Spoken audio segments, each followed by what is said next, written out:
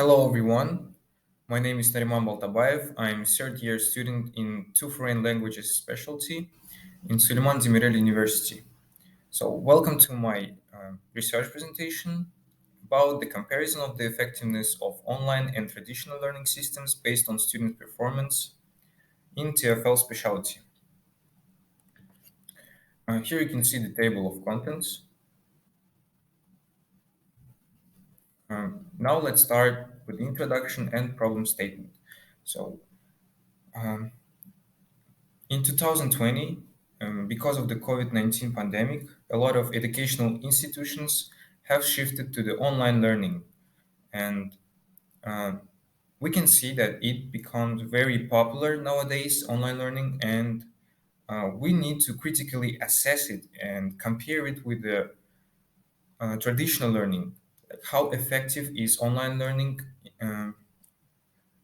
if we compare it with traditional learning? So this is our the problem statement. And what is the purpose of the study? The purpose of the study is to compare um, two types of educational methods, online and traditional learning, and critically assess their strengths and weaknesses. And now let's see the research questions. The first research question: what are the advantages and disadvantages of distance learning and traditional learning? The second one: what are the differences in instructor involvement between distance and traditional learning? And the third one: does online learning offer the same level of students' engagement as traditional learning? And why is the study significant? First of all, to provide a comprehensive understanding about these two educational methods. The next one, of course, is to assist educators, educational institutions, teachers in choosing the best method for teaching students. And the third one is to help students themselves to find out which of the methods fits better for their development and for their education.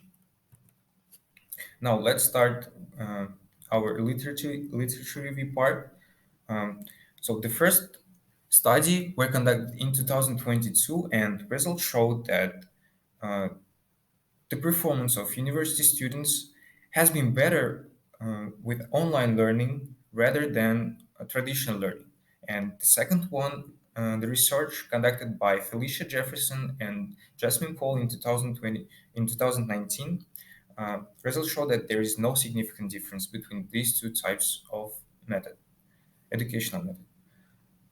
The third one, um, the research was conducted in 2013, and we can see that the scores of online learning experimental group were higher than in traditional learning groups. So the research had two experimental groups.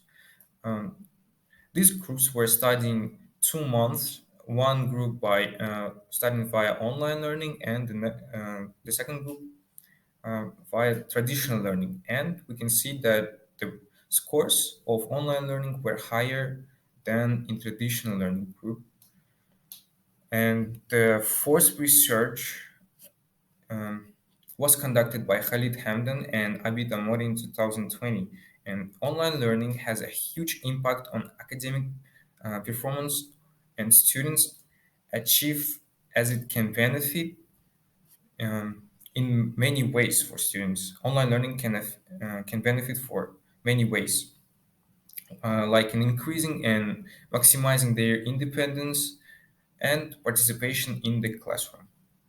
And the last research was conducted by Jeffrey Helms in 2014. So students' self-reported perception of the course did not differ based on delivery modality.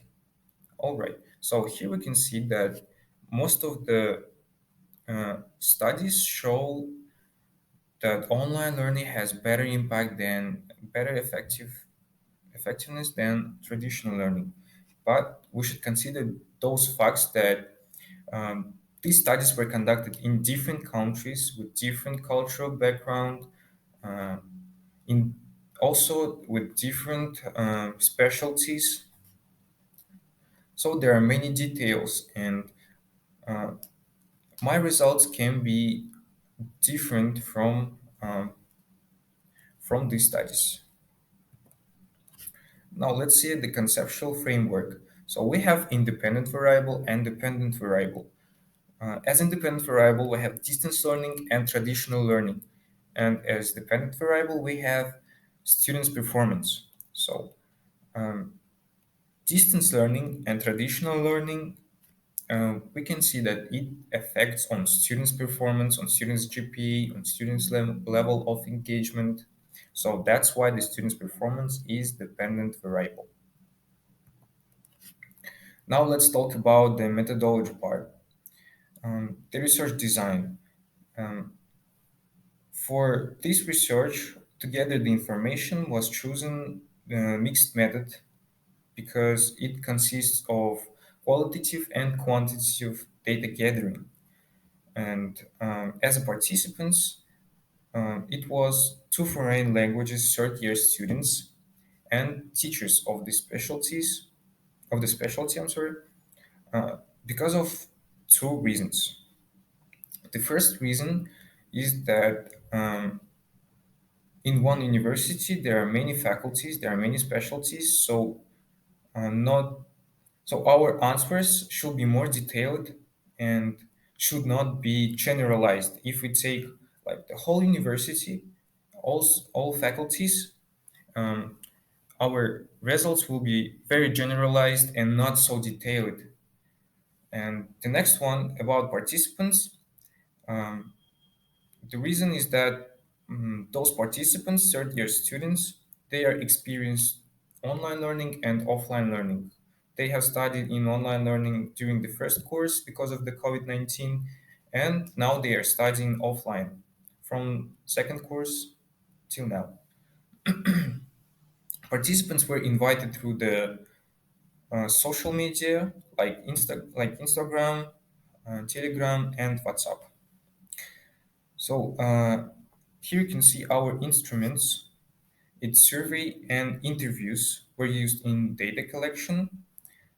So surveys uh, provides the numerical data and statistical data which is very significant for our research to compare the results of online and traditional learning. And interview gives us a deeper understanding and gives us a detailed knowledge about uh, those those educational methods.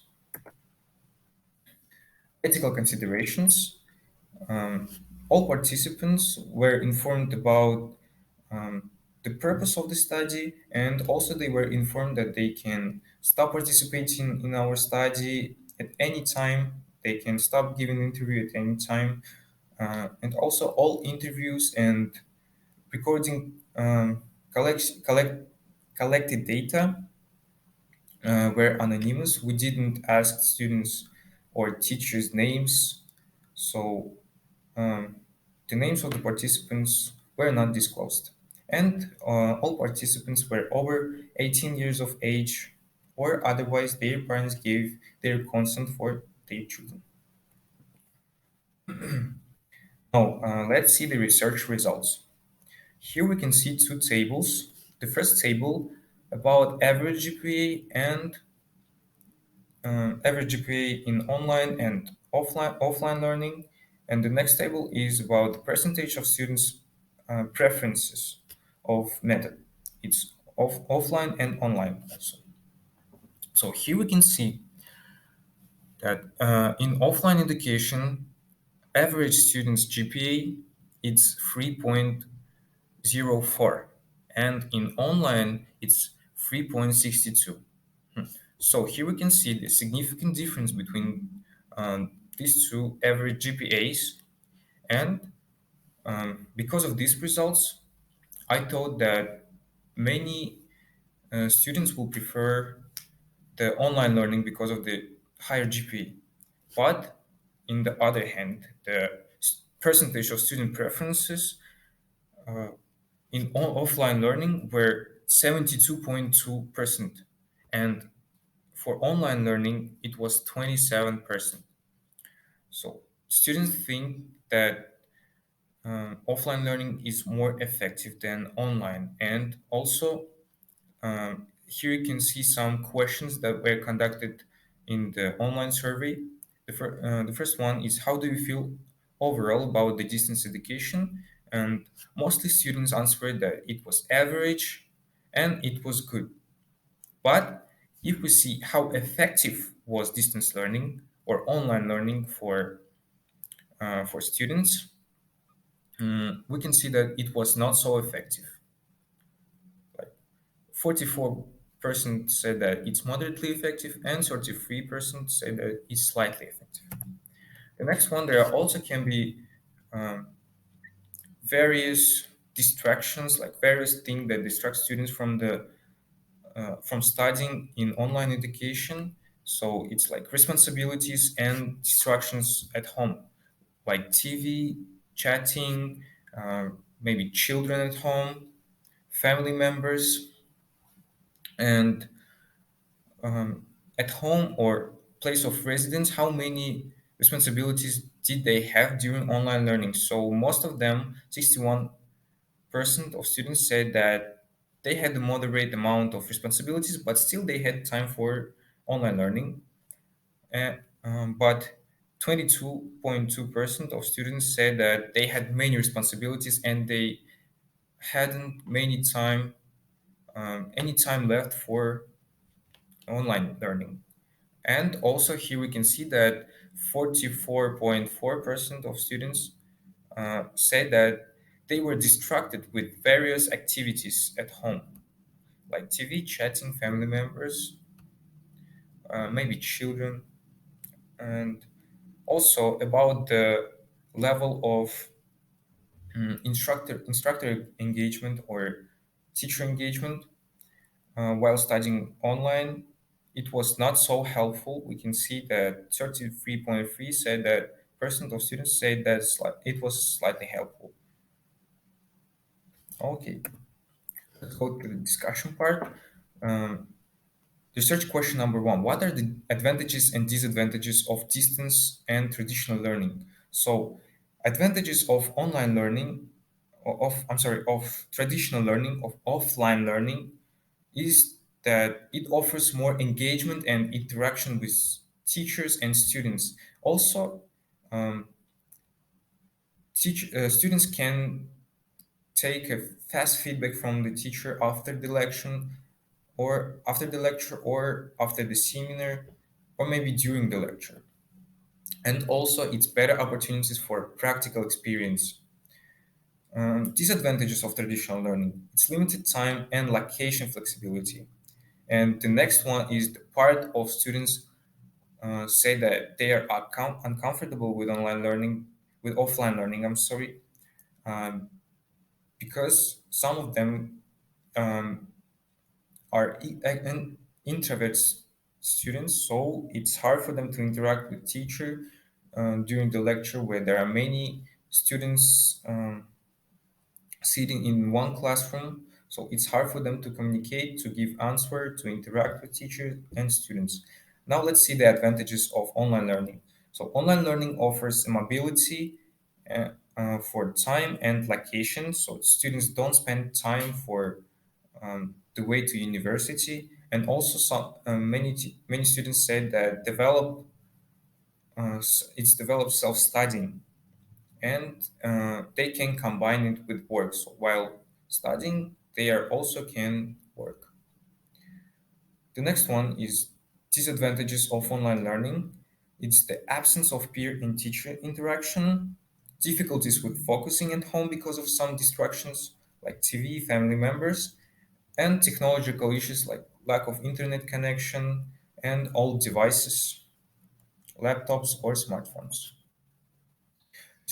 Research question number two: what are the differences in instructor involvement between distance and traditional learning? So, 52% of students responded that professors were more active in traditional learning, and only 9% of students said that um, instructors were more involved in online learning.